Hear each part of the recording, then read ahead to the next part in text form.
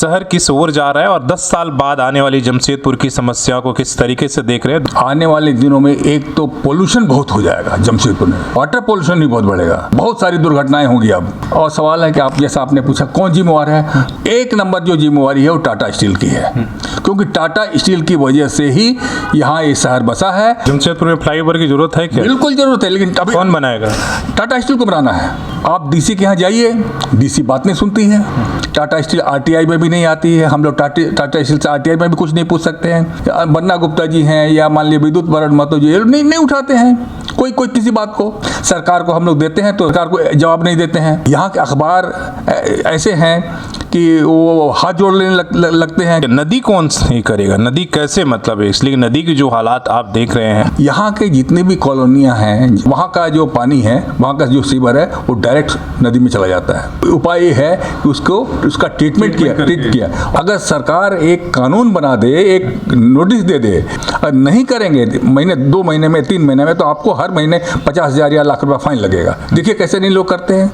नमस्कार, सोशल संवाद में स्वागत है। आने वाला समय इस देश का सबसे बड़ा पेयजल संकट खड़ा होने वाला है। लगातार आप क्लाइमेट चेंज जैसे मुद्दे सुनते होंगे तो आप समझिए कि आपके शहर और आपके राज्य के लिए भी इन मुद्दों से अछूता नहीं है। आप देख रहे होंगे शहर में किस तरीके से समस्याएं बढ़ती जा रही है। खासकर जब ट्रैफिक समस्या की आप बात करेंगे तो पूरा शहर अब जाम नगरी में तब्दील होने लगा। ऐसे ही आप देख रहे हैं कि शहर को ना तो शुद्ध पानी मिल रहा है ना हवा। आखिर जिम्मेदार कौन है? हम सोचते हैं कि ये तो अपने आप ही सारी चीज़ें ठीक हो जाएगी, लेकिन ऐसा नहीं है। शहर की आबादी बढ़ रही है और हर शहर के लिए 10 साल और 20 साल के बाद एक एक्शन प्लान होता है। लेकिन दुर्भाग्य है कि हम अपने आप को प्लान सिटी तो बोलते हैं, लेकिन ये प्लान सिर्फ कुछ लोगों के लिए ही है। बड़ी आबादी बिना प्लान इसी तरीके से वहाँ पर बिल्डिंगों का निर्माण हो रहा है। ट्रैफिक समस्या के समाधान से लेकर हवा पानी सब कुछ जहरीला होते जा रहा है। आपने रिपोर्ट भी देखी है किस तरीके से पानी और हवा को लेकर कई तरह की बीमारी फैलने की बात हो रही है। बड़ी गंभीर बीमारी है। तो आज इस मुद्दे पर बात करेंगे, आखिर इसका समाधान क्या है और कौन जिम्मेदार है। किससे ये सवाल पूछना चाहिए, इसलिए कि जब बात जमशेदपुर की आती है तो केवल सरकार ही नहीं बल्कि कंपनी भी एक बड़ा इम्पोर्टेंट महत्वपूर्ण रोल हो जाता है।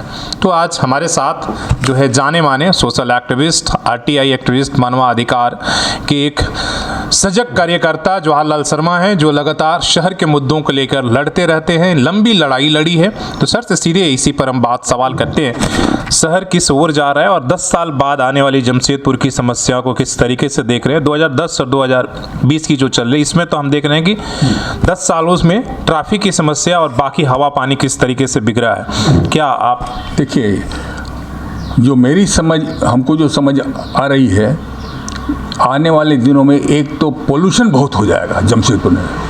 और पोल्यूशन केवल एयर पोल्यूशन ही नहीं होगा, वाटर पोल्यूशन भी बहुत बढ़ेगा।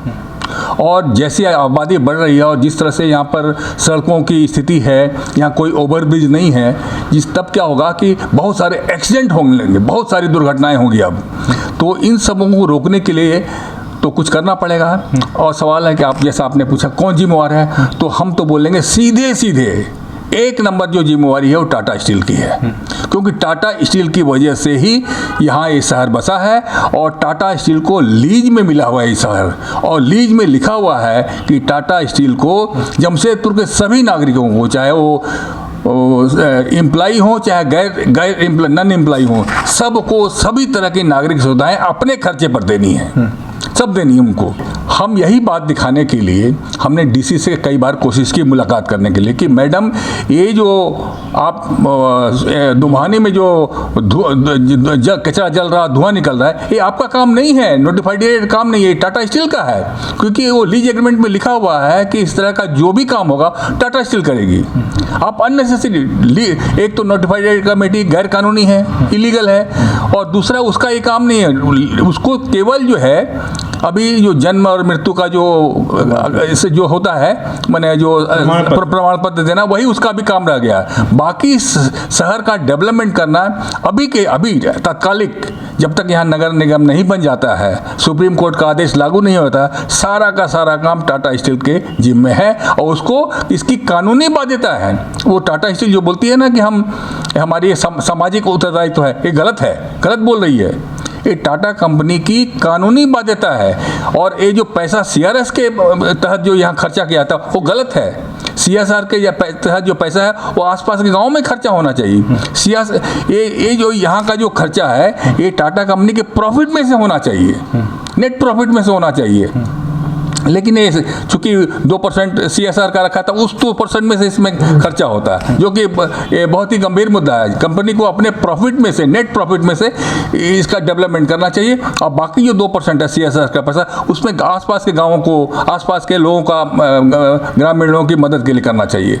तो हमको लगता है कि इस मामले में टाटा स्टील जिम्मेदार है और साथ साथ सरकार भी जिम्मेदार है, क्योंकि सरकार जानते हुए भी, सब कुछ जानते हुए भी चुपचाप बैठी हुई है और लोगों की बात नहीं सुनती है।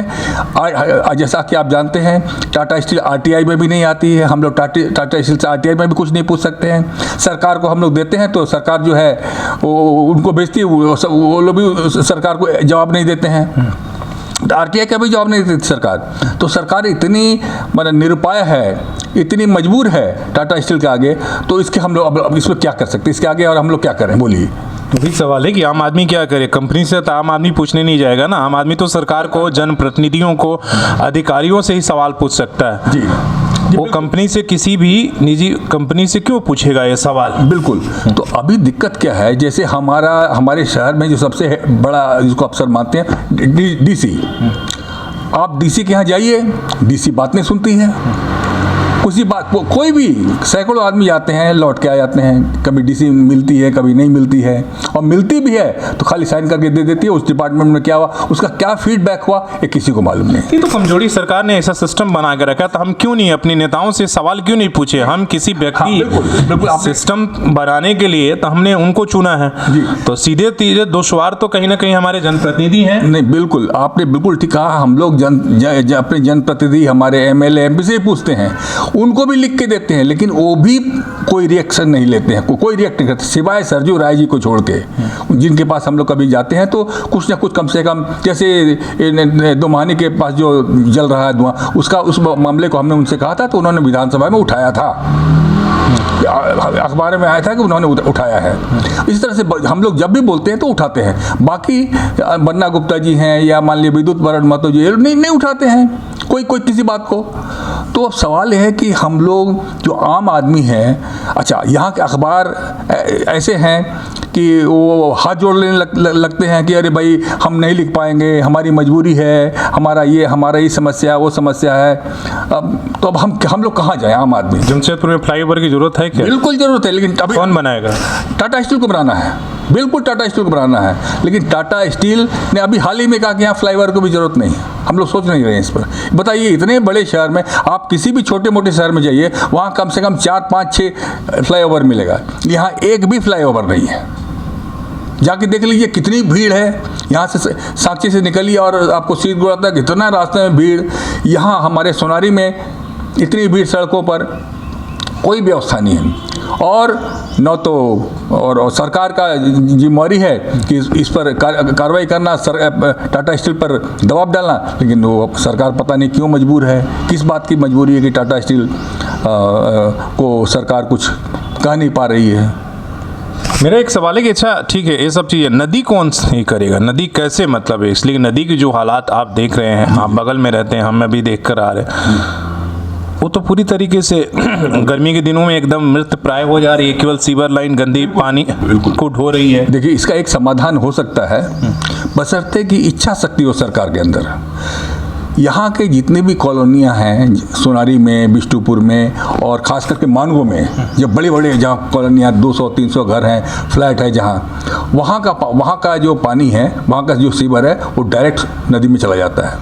इसका उपाय ये है कि उसका ट्रीट किया और ऐसा संभव है और बहुत कम खर्चे में संभव है। अगर आपको देखना हो तो कई सोसाइटियों ने अपने सोसाइटी में ऐसा किया है, लोगों ने किया है। सरकार तो इसके लिए, केंद्र सरकार बकायदे बहुत बड़ी राशि दे रही है कि भाई नदियों को ट्रीटमेंट प्लांट बनाने के लिए केंद्र की मतलब 100% योजना है जो आदितपुर में भी चल रहा है। बिल्कुल। लेकिन उसको धरातल पर कैसे लाया जाए वो सवाल तो देखिए ऐसा है कि लोगों की भी जिम्मेवारी बनती है, केवल सरकार की जिम्मेवारी नहीं, लोगों की भी जिम्मेवारी।